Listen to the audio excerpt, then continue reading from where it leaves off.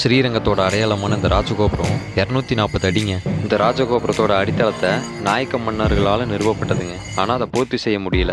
அழகிய singer என்பவரோட முயற்சினால 1979 start பண்ணியிருக்காங்க. 1987ங்கிற போது இந்த கோபுரத்தை கட்டி முடிச்சிருக்காங்க. ஃப்ரெண்ட்ஸ், நம்ம வீடியோ எடுக்கிறத பார்த்து ஒரு அண்ணா சொல்லியிருப்பாங்க, ஆண்டாள சேவி இதெல்லாம் முக்கியம் இல்லை அப்படின்னு. ஆமாங்க, நம்ம ஸ்ரீரங்கம் வந்திருக்கோம். ஸ்ரீரங்கநாதரை தரிசிக்கணும், ஆண்டாள சேவிக்கணும், இதெல்லாம் விட வேறு எதுவும் பெருசு இல்லைங்க, அறிவுறுத்தியிருக்காங்க.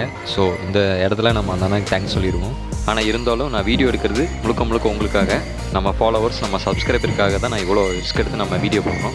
ஸோ நம்ம சேனலை மறக்காமல் சப்ஸ்கிரைப் பண்ணிடுங்க, பெல் ஐக்கானை கிளிக் பண்ணிடுங்க, ஆல் நோட்டிஃபிகேஷன் ஆட் பண்ணிடுங்க. ஸோ இது போல் இன்ஃபர்மேஷன் தெரிஞ்சுக்க எப்போ நம்ம சேனலை ரெகுலராக பாருங்கள். கோயிலுக்குள்ளே போகிறதுக்கு முன்னாடி வரலாறு தெரிஞ்சுக்கலாம் வாங்க. திருச்சி ஸ்ரீரங்கத்தில் இருக்க மூலவரோட சிலை ஒரு சுயம்பு மூர்த்தின்னு உங்களில் எத்தனை பேர்த்துக்கு தெரியும்?